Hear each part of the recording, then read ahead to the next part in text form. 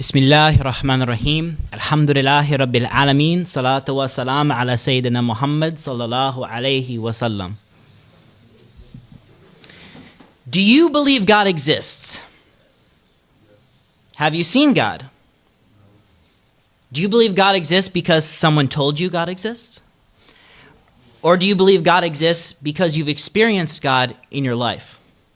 Well, brothers and sisters in Islam and respected guests, I'm here today to tell you and stand before you and declare that I believe God exists. I believe God is one, alone with no partners. And I believe this because I've experienced God personally in my life. The words of Allah subhanahu wa ta'ala in the Quran say in Surah Al-Fusilat, we will show them our signs in the horizons and within themselves until it becomes clear to them that it is the truth. 15 years ago, I sat in the church with my father and my pastor, and I looked at them both straightly, and I said, very frankly, I don't believe in your God, okay? I don't believe in your God. At least, I don't believe Jesus is God. I mean, maybe he was a prophet. Maybe he was a holy man. Maybe he was a myth. Maybe he didn't exist. All I know is, if there is a God, and I'm not sure about that, it wasn't Jesus. And I was very sure of that. Why? Because the Injil, the Bible, tells us this. Jesus tells us about himself in the Injil, verily I tell you the truth, the Son can do nothing by himself. He can only do what he sees the Father doing. Well, my definition of God is an all-powerful God. And Jesus just said he had no power except for the Father. But my church said I should worship Jesus as the Lord of the universe.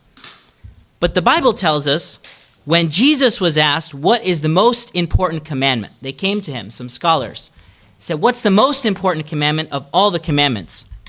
And Jesus replied to them, he said, the most important commandment is this. Know, O Israel, the Lord our God, the Lord is one. This is haram number one, shirk, associating partners with God. So I sat there in the office with my pastor and I told him and my father, look, I can't be part of your church anymore, okay? I don't even think God exists. God is certainly not Jesus. And you know what? I told God. I prayed and I said, hey God, if you exist, you better send me a sign. You better prove yourself. Otherwise, I'm not going to believe in you. And you know what? I didn't get any sign. So that's it. Probably God doesn't exist. Have a nice day. Thank you very much, but your religion is not for me. So I thought he'd get really angry with me, right? I thought he'd, scream and shout at me and maybe kick me out of his office and say, get out of here, you darn blasphemer, but he didn't do that. He looked at me, and I still remember his face as he looked at me with very, very calm eyes. And he said something very profound. Actually, he had no idea how right he would be. He said, don't worry, Matthew. I know you will experience God one day. I know it, but you know what? I also know it won't be the way I experience God. And it won't be the way your father experiences God. But I know one day you will experience God. Of that, I'm sure. Well, I didn't give God another thought for a couple of years, right? I was a teenager. I was pretty rebellious as a teenager. And one day my dad sat me down for a discussion, and he said I had two choices: quit smoking pot or get out of his house. So I got out of his house. I got my own apartment. I moved out on my own. And, as a teenager with not a lot of money, I had to get the cheapest place I could, right? So I ended up with this apartment on sort of the wrong side of town, and it was this old Polish mansion. It was huge, converted into subdivided units, and the place was haunted, okay, full of jinn, all right? So we say ghosts in English, but this place was haunted with a capital H. So there were plenty of strange noises from the first moment I moved in, really weird things. But, I didn't believe in God or the hereafter or angels or demon, any of that nonsense. I was like, oh, must be the pipes, must be, whatever. And then during my first week in the apartment, I was woken up at 3 in the morning with this knocking on the wall. I was like, that's weird, maybe someone's trying to get into someone else's apartment. So I was getting a little nervous. This is very weird, right? But the knocking continued. So I started to get a little scared. It's like, what's going on? So in my mind, I'm trying to rationalize these things okay, what could it be? Could it be the wind? Could it be this? Could it be that? And I couldn't explain it. And the weird thing was, this knocking kept getting closer and closer and closer to me. It went all the way down from one side of my apartment all the way into my bedroom, on the wall. Again and again, until eventually the noise was right behind my head. Now, it's no understatement to say I was absolutely terrified. I was like sitting up in bed, completely stiff and like, oh, what's going on? My hair was standing up, and the noise was right behind my head, and it was knocking and knocking, and finally it stopped. I was like, oh, whew. I was very relieved, right? So I laid back down in bed and I said, oh, thank God. I was like, wait a second, I don't believe in God. Yeah, it was just some, whatever, it was the wind or something. And then crash, the window of my room slammed shut right in front of my own eyes. There was no wind, not even a breeze. I was terrified. I jumped out of bed, threw on my clothes, grabbed my cell phone, raced out of my apartment, and who's the one person I called? I called my dad. I said, Dad, you got to come get me. I can't sleep in my apartment tonight. It's haunted. There's, demons, da-da-da-da. So thank God I have a very patient father. He just kind of sighed. Okay, where are you? I'm coming. I'll pick you up. And so he came and picked me up, and on the way back home, I remember something he said to me. He said, Matthew, if you believe in God and you ask for God's protection, God will protect you. And God is all-powerful, so you have nothing to fear. And that stuck with me. But for the first time in my life, I was forced to confront that there's this world, or there's this realm that I can't see and I can't explain. The Quran says in Surah number 6, verse 104, now have come to you from your Lord proofs to open your eyes. If you will see, it will be for the good of your own soul. So a year or so later, I started researching other religions. I thought, okay, maybe there's this other realm, but I was kind of looking for something.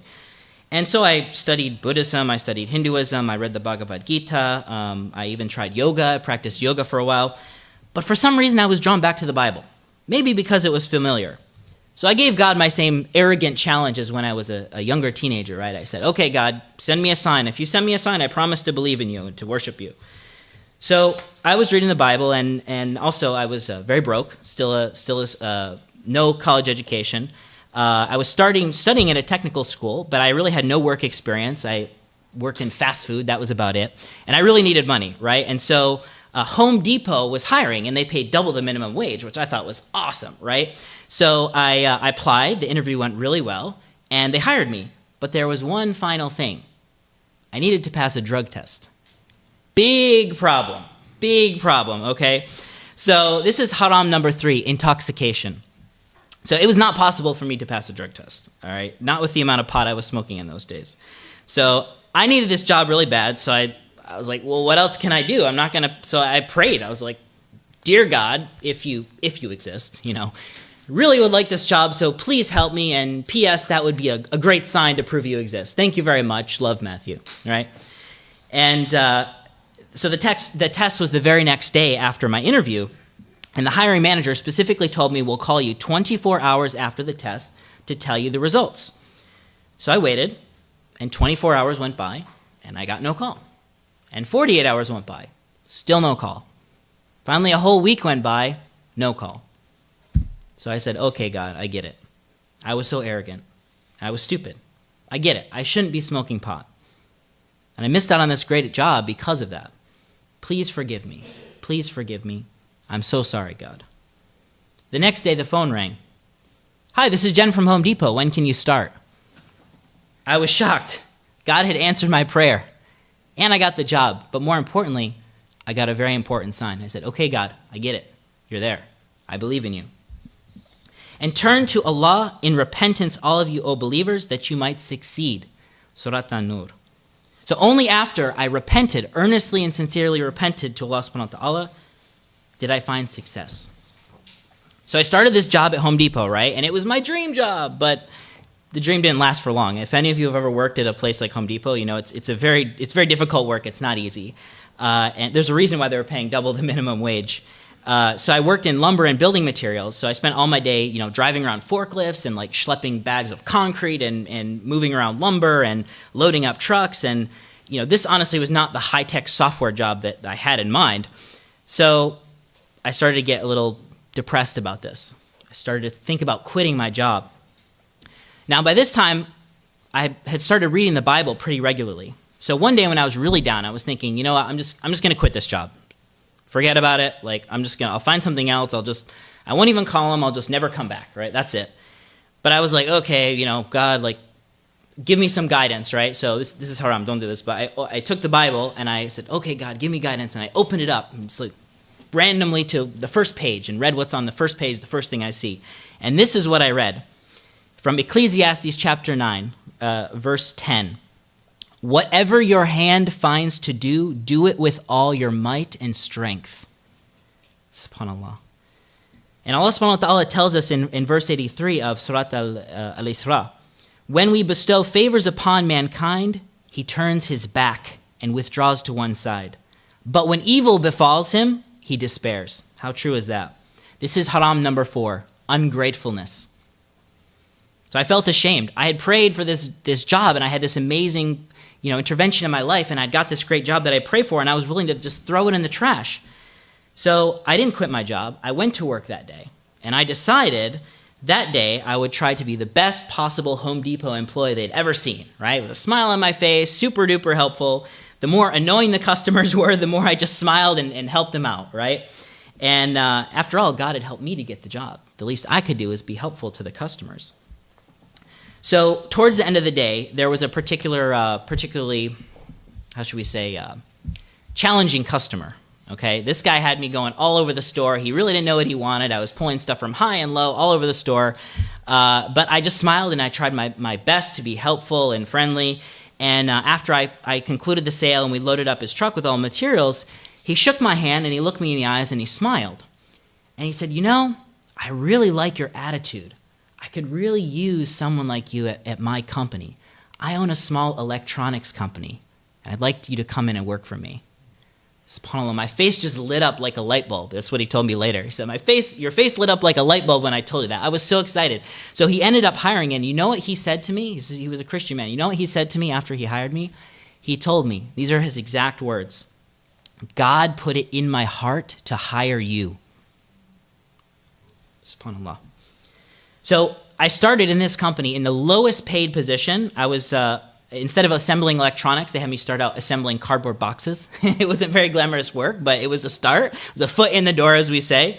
But within 2.5 years, I'd been promoted until eventually I was managing the largest group within the company, with a team of 5 working for me. Allah subhanahu wa ta'ala says in Surat al-Ibrahim, verse number 7, if you are grateful, I will surely give you more and more. So God had blessed me with this great career path and amazing opportunities, and eventually I had an opportunity to move out here to California and start working in the Silicon Valley, which was awesome. And so all the tech action is out here, and I'd love to sit here and tell you that after all those great experiences, I dedicated my life to God and just left all the haram, and that was it. But that wouldn't be true. So honestly, I wasn't practicing any religion. I had never gone back to Christianity because, like I said, I never believed Jesus was God or a God. So I never went back to Christianity, and I hadn't really looked for a replacement. So I was just kind of floating out there. I was like letting the current of the world just kind of take me, and I came to California, and I was like, oh, wow, groovy, man. Everything's cool, like try it all out, right? And, when you move across the country, if some of you may have moved from faraway places, if you move, especially if you're alone, you become a bit depressed, right? And so there was an emptiness inside of me, and I began to try to fill that emptiness with different things, with alcohol, with smoking more marijuana. And then there were California girls also. This is haram number 5, zina, unlawful sex.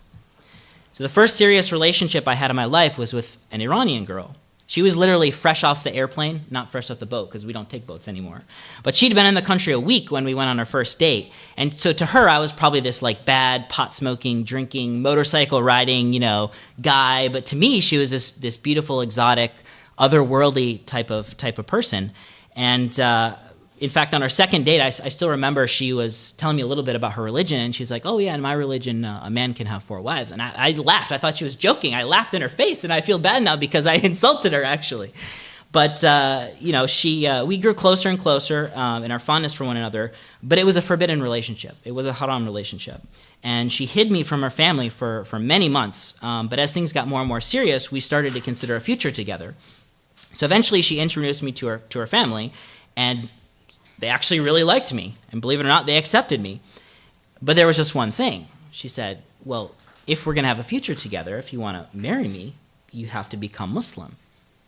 I was like, I have to become Muslim? I was like, you're not even practicing. Why should I become a Muslim? Like, what's so special about your religion that I should take your religion, you know? But I was like, okay, that's fine. I don't have a religion. You know, I can say, oh, maybe I'll declare I'm Muslim, but maybe it's just going to be in words. But anyway, I'm a technical guy. I'm an engineer, right? So I wanted to learn, you know, technically, what am I getting myself into, right? I wanted to read the fine print of the religion, right? So I started studying Islam from sort of an academic perspective. So, you know, I started to study Islam, and actually my mom was very supportive. She bought me a DVD lecture series on Islam. It was sort of a very academic study of Islam, and I started really enjoying what I was learning. The more I learned about Islam, the more I realized, wow, this is kind of already what I believe. This is great. And it's, you know, Islam seemed like what I already believed. But this part of my story doesn't end the way you might be thinking, because in 2011, we went to this Valentine's Day party, and when we left the party, I noticed the way she was looking at another guy, and within 1 week, we had broken up. It wasn't the right match. It was not the right match. So this future we've been dreaming and planning for together was instantly torn apart, right? And we were both really torn up about it. But, you know, I felt in a way like a part of my identity had been taken from me. And I mean, I'd even learned Farsi for this girl, right? I actually speak semi-fluent Farsi to this day.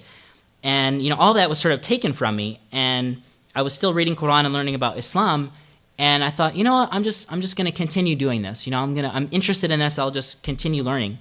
So in my heartbreak, I sort of drew near to Allah subhanahu wa ta'ala in learning about Islam. Surely by the remembrance of Allah, our hearts set at rest. In Surat Al-Ra'd. So I wasn't looking for religion. Again, I was looking for comfort. But the more I learned about Islam, the more comfort I found. And the more beautiful I realized that Islam really was. And then one night I had a dream. This wasn't an ordinary dream. This was a very, very vivid dream. And in this dream, I was praying salat in a masjid, in community, in jama'ah. And when I made sujood, I had the most amazing feeling come into my body. A feeling of taqwa, or God consciousness. Brothers and sisters, I cannot describe the beauty of this feeling. I felt in my heart. And that was it. When I woke up, I said, this is a clear sign. I accept the religion of Islam. I'm Muslim now. I believe, God, you are one, alone with no partners, and I believe Muhammad is your messenger. And that was it. That's how I became Muslim. Allahu Akbar. So the easy part was over. Right? I woke up, I was like, okay, I'm Muslim now. All right. But Islam is not just a religion of faith. Right? Islam is a religion of action. So the problem was for me, my original study of Islam was like an academic exercise. I didn't know the practical aspects of Islam. For example, I knew there were 5 daily prayers, but how should I pray? Like, what do I actually have to do? You know, I knew there was something, you know, I knew I should wash before prayer, but how do I wash? What do I wash? When do I wash, right? All those practical aspects. What about going to the masjid? If I go to a mosque, what will they say? Will they believe I'm Muslim? Will they think I'm a spy? Like, I don't know. What do Muslims think about Americans who become Muslim? I have no idea, right? So, believe it or not, I was so afraid to go to masjid. I was a Muslim for an entire year, and I didn't go to a masjid because I didn't know what to do. So, you know, this personally didn't happen to me, but I heard a story at a local masjid here, not this one, in the Bay Area, and they had a halaqah and a dinner, and there was a new revert to Islam. A brother went there, and they were having the dinner, and now this brother was left-handed, and he ate the food with his left hand, and someone who was not maybe a very learned person said, "Brother, don't you know that's haram? The food is in the hellfire," and was like yelling at him. And this is his first time in a masjid. Do you think he came back? No, he didn't come back to that masjid. Who knows what if he stayed with the deen or not? I don't know. Alhamdulillah, this didn't happen to me. But you know, they never saw that brother again. But these brothers and sisters in Islam are the things we struggle with is reverts to Islam when we enter Islam. It's the practical aspects of the fiqh, right? And so I'll tell you about my first time at a masjid. So I went to Tawheed here up in San Francisco. And I had started kind of figuring out how to pray. I hadn't memorized Surat al-Fatiha yet, but I kind of knew the basics, but not really. I was still very uncomfortable. And no one greeted me when I first went in, so I just kind of like went in the masjid and like sat there. I was like, okay, what's going to happen? They're going to kick me out? Like, alhamdulillah, a brother came in to pray. It was sort of in between prayers. And a brother came in and he said, oh, brother, have you prayed yet? I said, no, I haven't prayed yet. He said, okay, let's pray together. You lead. And I said, oh, I'm sorry, I can't lead. He said, why not? Go ahead, lead. I said, no, I can't lead because I don't know how to pray. He said, okay, no problem. I'll show you. Which is great. He very simply showed me. He made it very simple for me. He said something like, okay, all you need to do is follow me, follow the leader. Okay, that's easy. He said, every time I say Allahu Akbar, you say Allahu Akbar too. It's like, okay, I know what Allahu Akbar means. Okay, I'm down. Sign me up. So he led me in prayer, and we prayed together. And then after he talked to me for a little bit, and it was very nice. And he didn't go into too much detail. He just gave me a very nice explanation. Alhamdulillah. So this was my first experience in a masjid. And also I can say YouTube also helped me enormously in the early days. May Allah subhanahu wa ta'ala reward all the people doing dawah on YouTube. It's a very, very good resource. But the basics of spiritual practice are sort of only one side of the equation, right?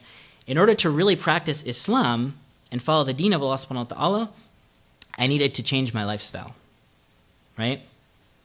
And to the young brothers and sisters here, I'll give you this warning about alcohol and drugs. They are very addictive. They're not toys, okay? So when someone becomes addictive to alcohol or drugs, it's not just like a chocolate. Like, oh, I don't feel like chocolate today. Okay, I'm not going to have chocolate. No, you need your chocolate every day, okay? It's very serious.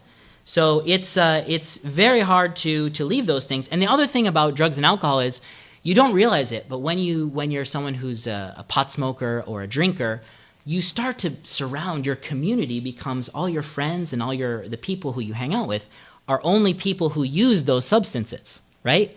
If you're a drunk person and you're with people who are not drunk, you don't feel good. You realize what you're doing is not great, and you realize you sound stupid and it's not fun, right? So what you do is you start to surround yourself with only a group of people who do what you do, right? So addiction is hard enough in itself, but also distancing yourself from the people who are potentially leading you back to the haram, right? That's very important.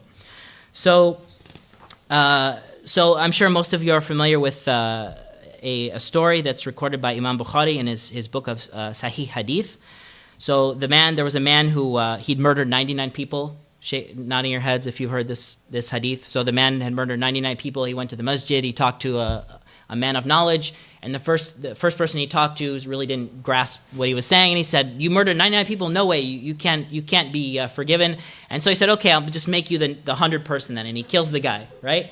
And then he talks to another person, and the person says, "Yes, you can be forgiven, but my suggestion, you have to leave the people you're hanging out with, right? You have to go to a new neighborhood."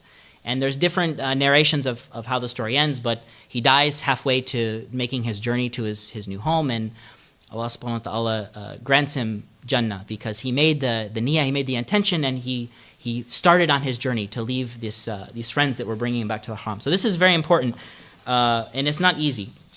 But the point I want to emphasize here is you need to surround yourself with good people who have a positive influence on you, because the people you hang out with will have a major influence on you.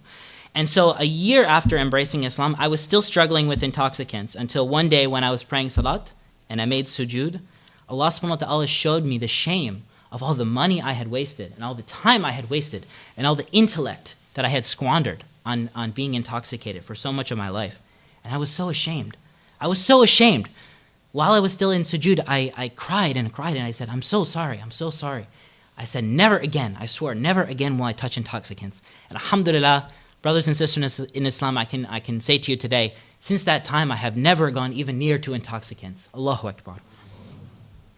So, alhamdulillah, I kept true to that promise. And honestly, I can't begin to describe how much better, how much happier I am in my life overall. So, when you take those steps, alhamdulillah, the deen of Allah subhanahu wa ta'ala does not just give you spiritual success, but it gives you success in the dunya and the akhirah. Success in this life and the next. And alhamdulillah, I can say that is so true. So, one area I had success in was my career, alhamdulillah. So I actually ended up starting my own tech business. But I had a problem with cash flow. Cash flow is like, you sell some products and you get paid later, right? So in my business, I had this problem with cash flow. I was selling products but getting paid a long time after. So I talked to my non-believing business advisors, and they said, "Oh, just go to the bank and take a loan. That's it. It's easy, very easy." I said, "Wait a second. I'm following Islam. I can't just take a loan and pay riba, right? Riba is haram. This is the next haram." So I was like, "What do I do?" Right? So what did I do? I went back to YouTube. So many of us know that interest and usury are prohibited, but how many of us actually know what the Islamic suggested mode of financing is, right? How many of us know about mudaraba and musharaka, right? And murabaha. These are things that many of us don't know about in our community. And it's unfortunate because the deeper I went into researching these things, is similar with all the other research I did in Islam, the more beautiful I found it is. The more beautiful I found that the fiqh of business actually is. And most of the brothers and sisters I've talked to about Islamic business, they have no concept of musharaka or mudaraba or any of these things. And it's really unfortunate because I feel this really as a community puts us at a loss because the scholars have gone so deep in this, and just a basic understanding of these fiqh issues can go a long way. SubhanAllah, like, the deen and the fiqh of worship is something that influences every day, right? Praying 5 times a day. But also every day we go to the store, we conduct business, we have a job. So we have to make sure that those things that we're doing in our life every day are also following the deen of Allah subhanahu wa ta'ala. So, I made it my decision and my mission to help Muslim businesses to get financing in a halal way using these principles of mudaraba and musharaka. And that's why I created my company Blossom. Our website's blossomfinance.com. Happy to talk to any of you about that. But thank you so much for inviting me, and Jazakallah khair for the organizers, and I'm happy to answer any questions about anything I've said or in general anything about my journey to Islam, inshallah.